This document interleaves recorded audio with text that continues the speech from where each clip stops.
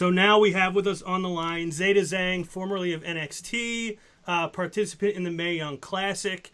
We are very happy to have her on the show. Zeda, how are you tonight?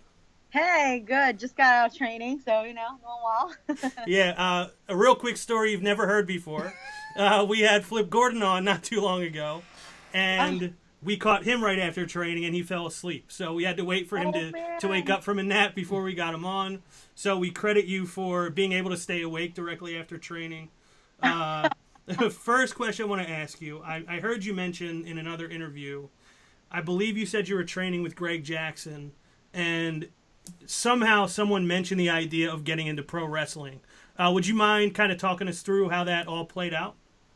Okay, so I have a few friends who train at Greg Jackson's. I went there to visit and did a couple weeks of training out there on two different occasions. Mm-hmm. And when I was out there, I met the writer for Fight Magazine, and she interviewed a fighter from 1FC who fought against Brandon Vera. Okay. And he added me on Facebook because we have a bunch of mutual friends, but I've never even met this dude, and he's never talked to me. He didn't even talk to me for like 4 years after he added me. Really? And yeah, and it was just so random out of nowhere. He hits me up one day and he goes, "Hey, I've been watching you train, and I think you'd be great for WWE. If you want to try out, let me know." And I was like, "What?" Yeah. So, went through the tryout, got through, and bam, ended up in WWE. Okay, so now did you have like a prior interest in WWE, or was it something you ever thought about or something you were a fan of before that? Yeah, so when I was a kid, when I was like 3, 4 years old, my grandma was the one that got me into it. So Okay. yeah, it's funny. Grandparents are good that way. Yeah, my grandma was all about it. She was there like screaming at the TV and stuff. And at the time, like my grandma never knew English, and at the time I didn't know English either, so I really didn't understand what I was watching. Right. I just knew that it was something my grandma loved watching, so I loved watching it, and it was interesting to me, and I've had an interest in it. It's just I never believed that it would ever be a thing for me because Right. at the time I never played sports. I was very quiet, shy, art girl, just sat at home and drew all day type of person. And also, I thought that the wrestling I saw on TV was the same as amateur wrestling. Right. And I never got into amateur wrestling. And when I wanted to get into it, I was in 8th grade at a boarding school, and they told me that girls were not allowed to wrestle and be on the team. So I never got a chance to wrestle. And I thought that the only way WWE would hire you is if you were an Olympic wrestler, or if you, yeah, like I was like, okay, after you become an Olympic wrestler, they just call you and they're like, "Hey, we want you."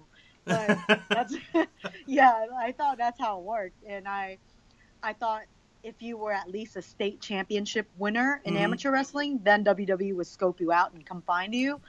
But I just had no idea it was even a thing. I had no idea there were such things as pro wrestling schools, and I just never even thought it was a possible route. So my mind never really went there. And it was funny. Then later, like when I got to college, I lived in a really unsafe city, Mm-hmm. and I wanted to take martial arts or something to protect myself. Yeah, you went to And VCU, correct? yes, VCU. Were you ever there when Shaka Smart was there, coaching the basketball team, or Yes, no? I was. I love. They were one of my favorite teams to watch in the tournament. Oh yeah, I was there when they got really huge. It was just crazy. Yeah, it was crazy. But the sad thing is, I've never been to a single basketball game there. Wow, really? I know. I so regret it now. Yeah, that was like a really fun era of VCU basketball. Yeah. Sorry to interrupt you. I'm like a huge Shaka Smart mark myself, so I had to get No that out way. when you mentioned it. Yeah. Yeah, it was But crazy. so it's not in the best area, is what you were saying. Yeah, so I was there, and then I wanted to take some type of self-defense, and I ended up choosing Brazilian Jiu-Jitsu because the guy I was dating at the time, he was really into watching UFC, and he Mm-hmm. was really interested in the groundwork. And so I was thinking to myself, I've always been interested in some type of martial arts or wrestling, but I can't wrestle at a college level if I haven't taken amateur wrestling as a young kid. So I thought like there's no way I could just jump into college wrestling. So I ended up doing Brazilian Jiu-Jitsu, and from that's what led me to MMA, which led me to that guy, which led me to WWE. So it's like I made a full circle just to come back to WWE. So After thank God you didn't wrestle, because you may not have ever done Brazilian Jiu-Jitsu if you did. Yeah, that's true. I mean, everything happens for a reason. So, even though I made a big circle to come back to WWE, I'm glad I picked up all these backgrounds Yeah. on the way over there. Hey, Zeda, who are some of your favorites and your inspirations growing up? To be honest, my biggest inspiration would have to be my parents. Mm. My dad, he came from nothing, and he's just a hard worker. He came to the US with nothing but a Chinese to English dictionary and literally just the clothes on his back. And he just worked like washing dishes, cleaning floors, like going from nothing to, and where he ended up, he was really broke. I remember he told me he used to like sleep on the bench in New York City and just working like 16 and a half hours a day, Wow. every day. And so he ended up working really hard, ended up opening up his own restaurant. A lot of them failed. He opened up a bunch of restaurants, lost a lot of money because it kept failing, but eventually he got it right and became successful enough to, earn enough money to give me a good education, put me through the best schools he could find, and like spend a lot of money on my schooling. So even though I didn't want to go, the traditional Asian route of becoming a doctor or lawyer, going the school route, I appreciate the fact that they worked so hard to provide for me. Mm-hmm. And if it wasn't for them, I wouldn't be here today. And my parents are the biggest influence. And my mom, she's just always been very supportive of my dad, and she's just very smart and understands how to handle like money well. My dad's here like working to make money, but my mom learns how to invest the money and not be stupid with it. Yeah, she learned how to manage the money. Yeah, manage the money. So it's like I learned a lot from them, and they would be my biggest inspiration, and they're honestly the reason why I do everything I do, because I am the only child, and I feel like I'm the only person that can pay them back for all the things they've done for me. Because it's like people think, oh, just because you're the only child you're probably spoiled, but that's not how it works, at least not in an Asian family. If anything, you get blamed for everything. Like everything's your fault no matter what. And like my cousin did something, break something, and I get my ass whooped for it. So I'm just like, but it's it's because of them. Like it makes me want to pursue my goals even harder because I don't want to disappoint them. Yeah, that brought two things to mind. First thing, it sounds like being an Asian only child is exactly the same as being an Italian oldest child. Because yes, I'm the oldest, and I was blamed for everything my entire youth. I had 3 younger sisters. If they did something wrong, it was me getting the belt. Yeah, right? Oh my gosh, that's so funny. That is so funny because I've heard that too. Yeah, it is very true. But the second thing is, I know you said you didn't. I don't know if you said this on this interview or it was another interview I may have listened to preparing for this one. But I believe you said you didn't start speaking English till you were about 6 years old. Were you born in the States? Like, had your parents already had you, or was your father married when he came over? Or did he come over here by himself? My dad came over by himself when he was 20 because he needed to make money to make sure that like his family was taken care of. He has like 4 sisters and like 3 sisters and then 2 parents. So he came to the US to try and make money to take care of his family. And my mom met my dad in the US just through like mutual friends, and they had me in the US. So I was born in the United States, but being the only child and being really shy and just an introvert. I kept to myself and didn't really make friends because I didn't know English and I was just too scared to talk to people or interact with people. And my parents were so busy working, and their English wasn't that good either at the time. So they were really busy working and they couldn't take care of me. So it was only my grandma who took care of me, and she only understood Mandarin Chinese. So I grew up speaking Mandarin, and I only started picking up English in school, like slowly, like understanding it, but I wasn't able to speak it till much later.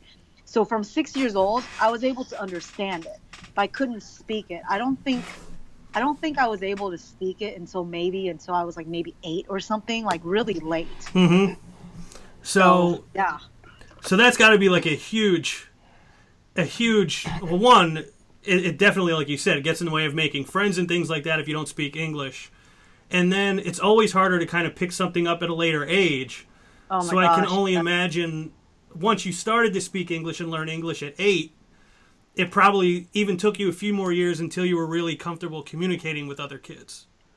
Yeah, it took a long time. Like I remember being 8 years old, and when you're young at school, there's this game called Pop, and literally, everyone's reading the same book, and Mm-hmm. everyone has to read a paragraph or a page, and then you say Pop, and you pick someone else to read. But I remember being in third grade, and whenever it got to me, I couldn't even read. Like I didn't know how to read, and being held in for recess because I didn't know how to read, and it traumatized me, and it Mm-hmm. made me hate reading books. I ended up hating reading just because of thinking back to the times where I was made fun of for not being able to read or being held in for recess and punished because I couldn't really read. That's unreal But to me that a kid there's a punishment for you not being able, as if you're doing something wrong by not being able to read. Like it's not your fault that you couldn't yeah, read. man. Yeah, it was just crazy. Like it's really strange how that was. It's like I understood people. I can understand when they talk to me, but Mm-hmm. it was probably a combination of me being too scared to talk, or maybe I just wasn't used to communicating with people, so I didn't really talk. I didn't really talk at all. And then I wouldn't really be able to read, but spelling, I was able to spell, but I couldn't read, even though reading and spelling goes together and listening and talking goes together, but I was like the other way, Yeah, which is really sometimes it's hard strange. to put all the pieces together. Yeah. So I've heard Xavier Woods say before. I don't know if you ever had an opportunity to meet Xavier, but No. I've heard him before mention that he was similar to you. He was an introvert. He didn't know how to make friends. He didn't have friends as a kid, and he fell into the world of video games. And he Hmm. said a lot of parents, especially when he was growing up, would keep their kids from playing video games. But with him, she told him, when I saw you playing video games with another kid, it was the only time I saw you know how to communicate with someone else your age. And so she like kind of pushed him keep playing video games because it's helping you make friends. Did you have something along those lines that allowed you to open yourself up to other people? Well, I was never allowed to play video games. Okay, so I it wasn't wish I video games. was. I wish I was.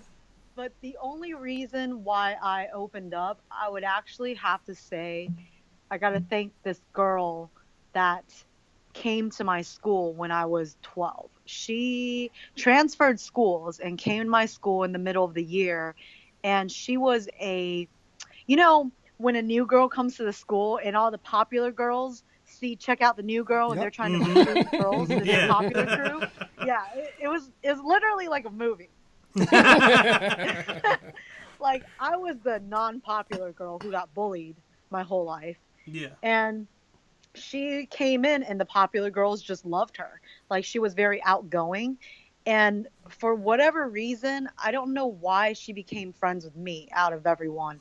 And we ended up having the same classes together. Our lockers were next to each other. So we grew really close. And she was actually the one that helped me get out of my shell. And she was actually the one that helped me make friends and gain confidence in myself because I remember being at lunch. Like I had no one to sit with at lunch, so I would hide in the bathroom and eat.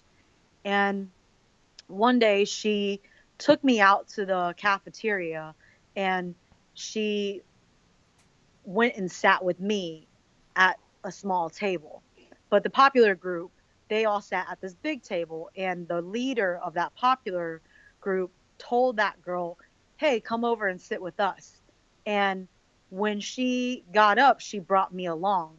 And I remember that popular girl pulled her aside and said it right in front of me. She goes, "Why are you hanging out with her? She's a loser.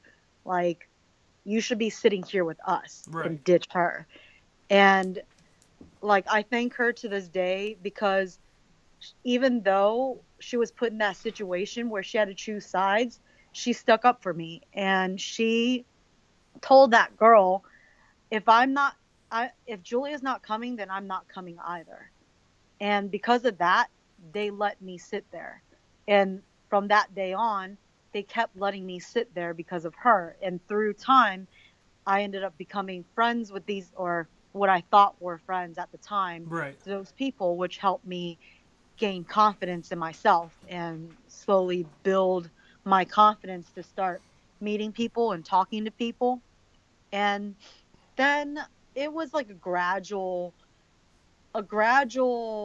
thing of me getting over my fear from the age of 12, actively trying to get over it all the way until I was 22 years old, until I finally felt semi comfortable in my skin. Mm-hmm. Like, I had really bad social anxiety, and I would get anxiety just being out in public, walking around, and I felt like people were staring at me. And it would give me to the point where I would like, there's been times where I almost passed out. Like, my vision would get cloudy from the panic attack I was getting. Mm-hmm. And it was through years and years of just trying to get over that, and different people, different experiences of me getting over that. And finally, I felt like I was able to get over one of my biggest humps is through modeling. Because as a kid, or my whole childhood, I was always told that I was ugly. And it was just always a dream of mine to be able to model, just to prove to all the people that, like, I'm not that ugly. Right. Yeah. Yeah, Did you so see yourself as ugly, or like when they told you were ugly, were you like, no, you're wrong, or did you kind of no, believe it I too? believed it. Okay. I believed it. Like, I found my journal from like that I kept from when I was like 6 years old, Mm-hmm. all the way through, like actively kept up with it till I was like 17, and then it was like here and there after. But from that time to that time, I remember writing, "I hate my life. I wish I was someone else." And like, I like really hated myself at the time. So, sorry. That's okay. Hey, I want to tell you, I relate so much to this because this sounds very much like me as a teenager. Like, I started high school, I was 4'10" and Man, 88 pounds as a boy. I looked like I was in third grade. And my entire growth spurt, which most people have over 10 years, I did in about two years. So I grew so fast that I didn't look like myself in the mirror to myself. Like, I'd look in the mirror and think I don't look like me, and I thought I was ugly at the time. And it took me like 3 or 4 years before I finally realized, like, oh, wait a minute, like, I'm not ugly, I'm not hideous. I thought that for a while, but like, what goes on in your own head is so powerful because like it holds you back in life, it gets in your way, you create your own hurdles, and it sounds like that's yeah. a lot of what you dealt with. And to go so far from being sheltered and in a shell to now I want to perform in front of people, that's like a huge growth to make.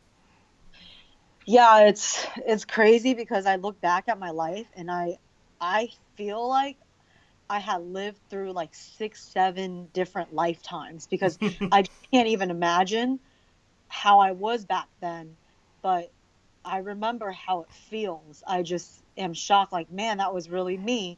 And I really just can't imagine going to that back to that because it sucks. Like it sucks feeling like that every day and being nervous to even be out in public or going to school or anything.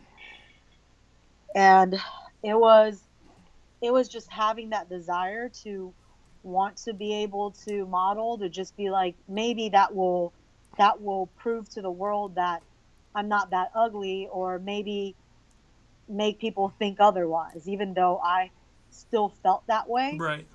Um, but I remember when I was 16, I went to a modeling tryout. And it was me and one of my friends at the time, and she got picked and I didn't. And that I took a really hard hit to that Mm-hmm. because I was like, man, that just confirms why all these years people say that I'm ugly. Mm-hmm. And then I got another opportunity when I was 21. So I was in college, and And so I this is had just, 5 whole years later that you yeah, still kind of have these feelings. yeah, I've had those feelings basically my whole life until I didn't start gaining confidence till I was 22, Okay. which is very late in life. And the first thing that helped me gain half of my confidence was when I got offered to model. Me and my boyfriend had just broken up with me, and we had just broke up, so I was really upset. And he was like my first boyfriend, and we were together almost 6 years. Is this the one you So did Brazilian Jiu Jitsu with? yeah, So same guy. Okay. same guy, yeah. And so it was funny. So he broke up with me, and then I was really upset. I went out to the bar. I'm like, what do people do when they go through a breakup? Oh, they probably go out and get drunk. So I'm gonna go out and get drunk. So I went out with my friend, went drinking, and I had just turned 21 too. He broke up with me like the day before my 21st birthday. Yeah. Wow. So I was like, screw this, went out drinking. And then I met the owner of a modeling like company.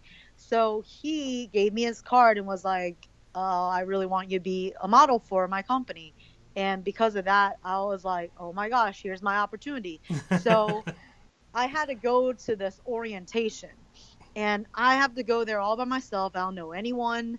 And I had just moved to Richmond, Virginia for school, and I didn't know anyone. So I was really scared, but I was thinking, you know what?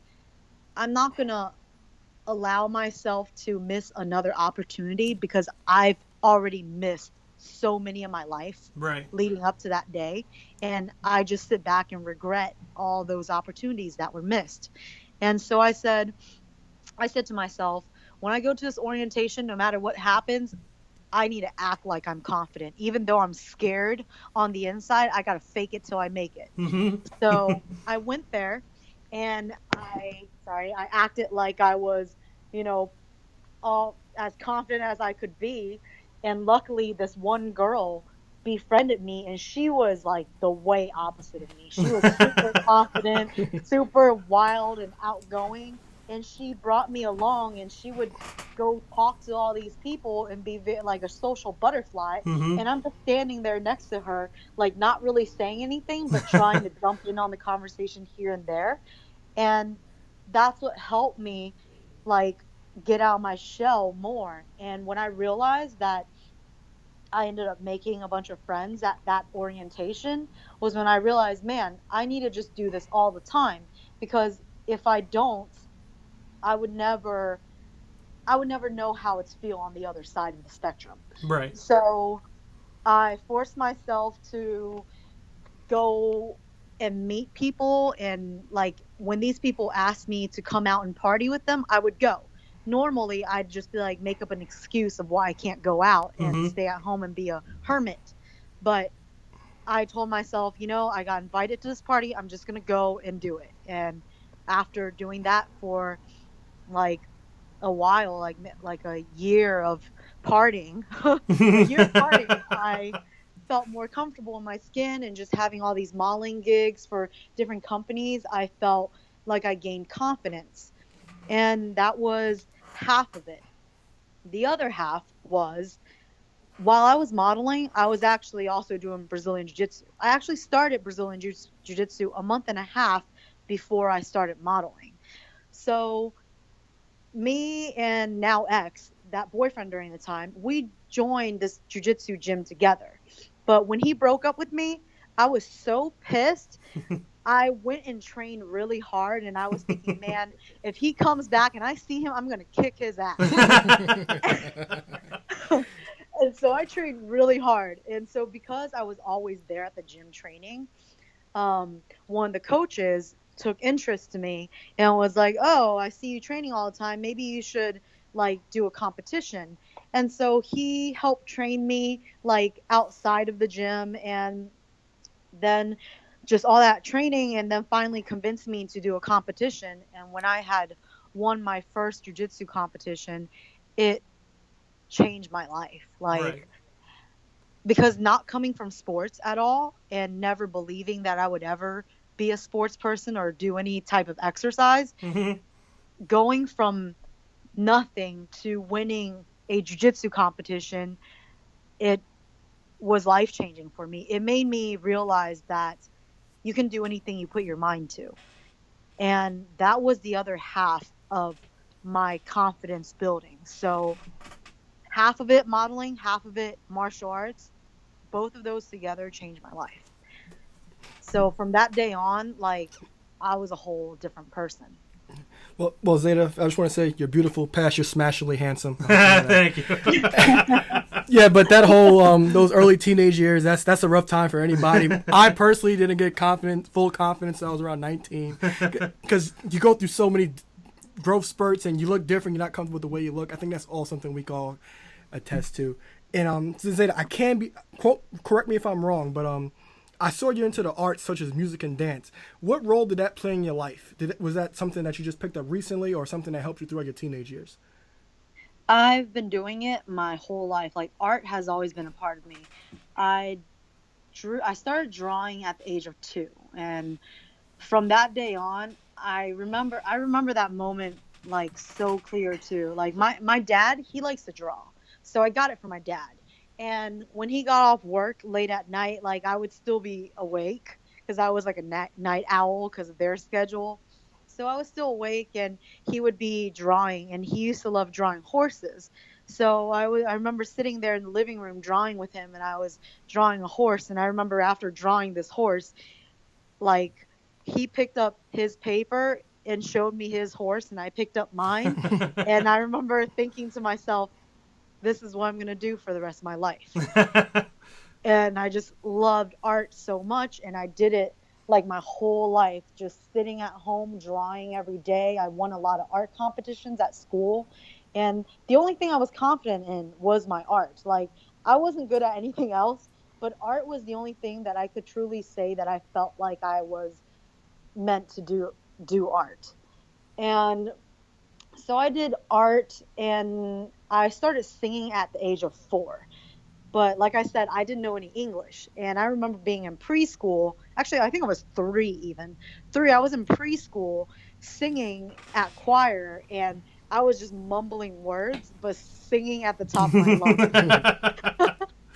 And I remember a teacher pulled me aside after, and she goes, it's really great that you're so enthusiastic about singing, but the thing is, you're not saying the right words. And so I enjoyed singing, and then it was till I was 9 years old when I had this friend who was really into Spice Girls, and I ended up getting into Spice Girls, and then I just loved singing so much at the age of 9 and was serious about it, like really wanted to do it as a career. But like I said, my Asian parents are not very cool with it, and they told me that it was never going to be a career, so I just never went that route, but I kind of secretly still did everything behind their back. You didn't stop doing it. You just didn't tell them you wanted to pursue it as a career. Yeah, I just secretly did it. I would sit home all day. Like, I get home from school and I would go and sing or I would be drawing. And after school, there's these choir and singing programs. This that I sounds would like sign Sister Act, myself the up plot of to. Sister Act 2. Yeah. Oh my gosh. Seriously. Dude, I didn't even think about that. My life literally is like that. Yeah. And after school, I would just sign myself up to singing classes. And I remember getting into honors choir, but my parents had no idea that I was in all of these things, that I would wake up an hour and a half earlier to go to school just for that. And then I ended up, when I was in college, I ended up accumulating a love for all types of art, not just traditional drawing art, but like singing. I've been doing that for a long time. Singing, dance. I started dancing when I was 14, because it all started because my friend, that same girl who like brought me into the popular table, Mm-hmm. she asked me to go with her to the school dance. And I went, and I sucked at dancing. And I remember these dudes saying to me, like, man, you can't even dance, like, and saying to people like she can't dance. And because of them saying that, I felt so like embarrassed. I would practice in my room on how to dance and watch music videos all day. Like my whole weekend was just literally just staying home watching music videos on MTV or BT and whatever else, just to learn how to dance. And then when I got to college, I ended up getting gigs as a go-go dancer at clubs. Mm-hmm. So I was doing that and just learning how to dance. And for my acting and modeling career is when I got signed with that company doing modeling, which I also did acting. And from there on, I met a bunch of other people and got me a bunch of acting and modeling gigs. So just all those things combined, it's what all the backgrounds I accumulated, I ended up loving all of them, and I didn't want to give up any of them. So when I was in college, I was so busy, like so busy to the point where I ended up working myself, like stressing myself out so much, I ended up in the emergency room. Jeez. Yeah, because I remember out of a month and a half of that time, I had only slept 2 hours a night, and I stayed up on Red Bull. And out of that month and a half, I went 72 hours without sleeping. Jeez. Yeah, so my body like took a hit, and I ended up getting really bad vertigo and ended up going to the emergency room. And it was like really bad. But I just loved all those art forms so much. I just didn't want to give up any of it. Yeah. But then later I had to start being smart about it and not work myself to death, and start narrowing down which things I should really pursue. Right. It sounds like you've lived a life based on proving people wrong about you. Yeah. Now I have a couple more questions if you don't mind giving us a few more minutes. Is that okay? No, that's fine. Okay. So the first question I have is, now you have a whole new group of people to prove wrong in WWE. Yeah. When you were in NXT, when you were at the Performance Center, did you feel like they were invested in you?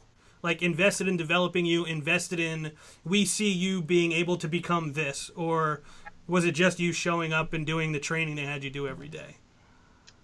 I felt like I was just showing up doing the training. Mm-hmm. I mean, how it works is I feel like everyone gets little spurts of time to show themselves. Mm-hmm. And like they'll push someone for a little bit. Like when you're new and you first come, they'll spend some time pushing everyone. So I felt like I was in that cycle of, hey, we're going to push this person right now. And then after that's over, they push someone else. Then after that's over, they push someone else. And it's just kind of like ring around the rosy type of thing until, and then finally they pick one person to really push. Right. So I felt like when they pushed me, it was probably just part of part of what they do. Right. I wouldn't say they really went out of their way to push me. During your time there, Zeta, was there anybody that helped you out personally? That helped you the most? Um, I feel like everyone has helped me a lot. Um, the most. That's hard to say, just because everyone's schedule is really different there, and it's really limited time. But outside of the coaches helping me, like I would probably say the wrestlers would be like probably True Gulak, Marky Lorcan, Drake Maverick, Ember Moon helped me some too. And then lately, like before my release, Tommaso Ciampa has helped me also. So it's people come and go and their schedule's always rotating. So I would say out of all those people, those would be some people that really helped me. Yeah, and Drew Gulak from right in our backyard in Philadelphia. So I'm glad that he got a shout out. Hell yeah. Yeah, he's great. Like, it's really nice, but I don't get to see him much because our schedules are off. Did he teach you how to do the gulak? No, he did not. Now, Zeta, you were also part of the inaugural Mae Young Classic. What was your reaction to being a part of the first ever tournament, and how was the news broken to you? It was literally just out of nowhere. Like one day we finished training and Sarah Amato pulled a few girls aside and was like, "You're going to be in the Mae Young Classic." And I was like, what? I was like, what? Like, that was before we even knew what it was. Like, we're just like, what's that? And they're like, it's a tournament and you're going to be in a tournament. And we didn't realize how big of a deal it was until later on when they started building around it and started like promoting it and talking about it. Then we're like, oh my gosh, this is the tournament that we're about to be in. And it was just like surreal. Like, they told us about it, but we didn't really do any preparing for it that much, like not really active for 2 months. Then out of nowhere, they're like, all right, it's go time. And it was just super hectic for a week. So the whole week it was like going over everything and having photo shoots, video shoots, promo packages, like everything all happened really fast within a week. And it was such a great experience, like so much fun. And it just ended way too fast. Like, I wish it lasted so much longer than it did. How much did you get to interact with the other women in the tournament? Like, not much at all. Like, literally, we just go in there. We're so busy all day. We barely get to interact because everyone's on a time schedule. Everyone's time crunching. They're like, all right, 12 o'clock, you got to be in. 1 o'clock, this person goes in. 1:30, this person goes in. It's literally by 30-minute time frames to an hour time frames. Like, everyone's doing something at a time. The only time we really got time to interact with people is when we're getting our makeup done. Like, but it's literally just running around all day long. So I could see that happening because I'm sure it's not like it doesn't actually take place over the course of 6 weeks like it did for us watching it. It seems like it all takes place very quickly. Now, your opponent was Shayna Baszler, also a very big name in the women's MMA community. As you said, you've done MMA. If you had your choice to be a champion in UFC or WWE, which would it be for you? WWE, for sure. For any particular reason? Just because they know how it works. They know how everything works, and it's like UFC, it's great, but the thing is, it's not a very longevity type of career. Like, you get to there's only rare instances where people fight into their 50s, but I want to have longevity. I don't want to just be UFC champ for a little while, a few years, and then you're gone. I want to be able to be the champ for years and years and, end up losing a belt and getting it back, have it be longevity. That's most important because I see people who are in athletics and it's like they had their run. Like people in football, they had their run, and it was so awesome during the time. And when it ended, it was so like sad. It's so sad because they want to keep doing what they love, but Mm-hmm. it's just for different reasons their body's not being able to take it, or different reasons they're not able to continue. And I want to work smarter, and be able to continue doing what I enjoy. Yeah. My favorite MMA fighter of all time is BJ Penn. I don't know how Oh, familiar you are with him. I'm actually I wearing a actually BJ have his Penn shirt. walkout tee. Do you really? Yeah, I'm I wearing have his actual walkout tee. I'm wearing a BJ Penn Team Hawaii UFC 94 t-shirt right now. No way. Yeah, he's my favorite of all time, and his last 3 or 4 fights have had me almost in tears for each one, just because he's not BJ anymore, and he thinks he is, and he wants to be, and you could see him trying to do the things he used to do, and he just can't do it anymore. So that speaks exactly to what you just kind of explained. Like one day the wheels just kind of fall off the wagon. Yeah, it's just so sad, and I can't even imagine being at that place, because even just being an athlete training, getting injured, being injured sucks. You're sitting there and you just have this itch to train, but you can't, and it just sucks watching all these people get better and better, and you're just sitting there like in pain and injured, not being able to do anything, and everyone just passing you. Mm-hmm. And it just, oh, it's a horrible feeling. So I can't even imagine being at the point where you just have to retire when you really just mentally aren't ready yet. Right. Yeah. I want to have a good run before that happens. I see one in your near future. Thank you. So, on the show, this is a hot topic we usually ask all our guests this. We often discuss that the next boom period in wrestling is everything outside of WWE, because there's so much more wrestling to offer and there's so much exposure for it. What are your thoughts on that? I believe it. Like, there is a lot of opportunities out there, and yeah, of course I'm very sad about not being at WWE, but that's the first place I really was at, and I'm excited to explore and like see what wrestling is all about out there, and see different types of wrestling, and learn different styles and different ways of doing things. So I want to be able to travel and kind of see the world of wrestling more. Now that you're independent, who are some of your dream opponents? Oh, there are several. So, Is James Ellsworth one of them? If he's there, sure. Down for that. There's a lot, actually. I would say like Tessa Blanchard, Toni Storm, Rachel Ellering, Kimberly, Eva Lise, Mercedes Martinez, Mia Yim, Nicole Savoy, Ariel Monroe. I mean, there's a lot of them. There's a lot. So no shortage of opponents for you in No, your not future. All fan favorites of the show. Yeah, exactly. So my last question, you mentioned towards the top of the interview that you got into wrestling through your grandma. And do you by any chance remember, who did grandma like when she was watching wrestling? Hulk Hogan. Hulk Hogan. Her favorite was Hulk Hogan.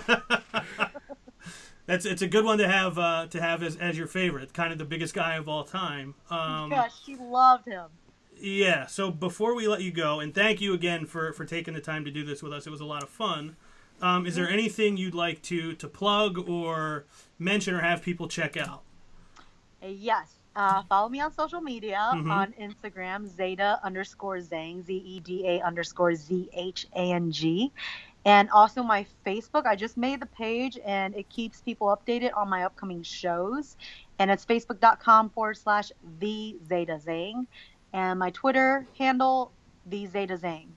And it's coming up later, but I mean, it's not out there yet. But I'm going to start a Twitch account. Okay, nice. So that's coming up in the works, and I'll announce that on my social media and stuff.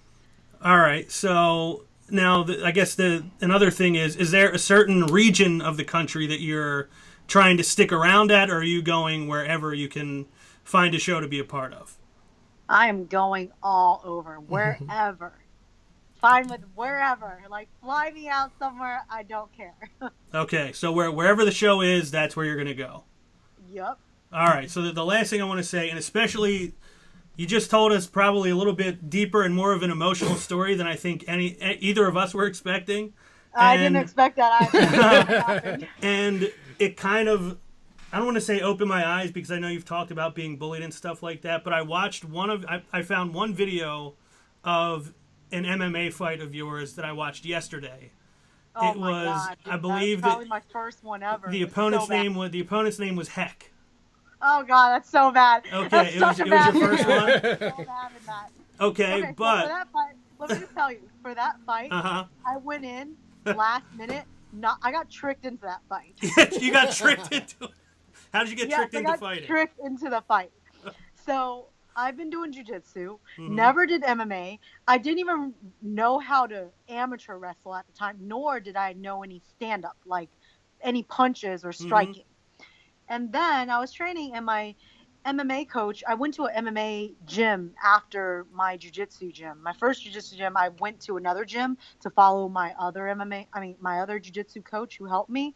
And he teaches at an MMA gym. So while I was there, I was like, well, I might as well like learn everything. Right. And I would like dabble here and there, but not really. I was really there for the jujitsu. And out of nowhere, my MMA coach, the owner of the gym, he goes, "Hey, you should fight."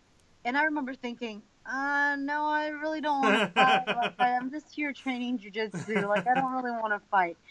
And he would bug me every day about it and be like, "You should fight. You should fight." And one day I was just trying to get him off my case, and I was just like, I was going to just be like, "Yeah, I'll think about it." Right. I decided to say that. Then another day he came to me and he goes, "Yeah, there's a fight coming up in 3 weeks and you should really try it out. Like, you should fight." And I was like, I don't know. And he goes, "You know what? No pressure. Just train really hard for 2 weeks and see how you feel. If you don't feel ready, then you don't have to fight. If you feel ready, then cool, fight." I'm like, all right. So I'm training. A week and a half into it, I was thinking to myself, oh, hell no, I am not going to do this fight. I need to tell him I'm not going to do this fight. And as I was finishing up training, I was going up to him to go tell him that I wanted to back out. Right. And he comes up to me and says, "Hey, guess what? They wrote an article about you in the newspaper about your fight." And I was like, oh my God, now I can't back out. Yeah, now it's public that you're going to have this fight. It freaking sucked. And I had like 3 weeks was nothing to train for a fight. That is very last minute. No, I think most training camps are like 3 months. Yes, I know. And then I'm here having to go in with no striking background, and I'm having to fight with this girl who has all striking background. She's all strikes. And her boyfriend owns a Krav Maga gym. I'm just like, oh my gosh, I have to go up against this girl with 3 years of strike training, and I'm here with nothing. So I freaking go into the fight, and literally it's just survival mode. And my punches and everything look sloppy as hell. And all I knew in there was jab, cross, elbow. Jab, cross, elbow. Like, that's all I knew. And she knew I was going to be a ground girl because my jujitsu. So she stuffed all of my takedowns. I couldn't get her down. And for all 3 rounds, I had to fight her standing, doing strikes. And I don't even know how I won that. Like, it was pure out of, like, my heart of not wanting to lose. But, yeah, it was freaking crazy. Well, yeah, you just said kind of exactly what I was about to say. Like, because what I was going to tell you is if you live your life based on how you fought that fight, the first round was pretty close. The second round, you seemed like you had more to give than your opponent did. In the third round, I kind of felt like you outlasted her more than anything. Because, like you said, the technique wasn't crisp. It wasn't the most technically proficient fight, but you showed so much heart. You kind of built as the fight went on. The way you were kind of just walking through punches as if they didn't even faze you. To me, that shows a lot about your character and your ability to kind of succeed now going forward after this setback you had. So if you live your life the way you fought your first fight, I think that you're going to go a long way. So I just wanted to say that, especially based on what we talked about 20 minutes ago. yeah, I see bright things in your future, and it was really a pleasure to talk to you. Thank you. It was really nice talking to you guys. It was a lot of fun. And way more emotional than I expected. Oh my gosh. Yeah, well, we appreciate you opening up that much to us. Like I said, I learned a lot about you just during the course of this conversation. So, Zeda, thank you. Best of luck Thank you. going forward. We will be keeping an eye on everything you have coming up. So, good luck with everything. Thank you guys. All and right. rest up after all that stuff that just happened. Yeah, we will horrible. both be resting up quite a bit for now. But thank you again, and take care. Thank you. All Bye. right, thanks a lot. Bye. Bye-bye.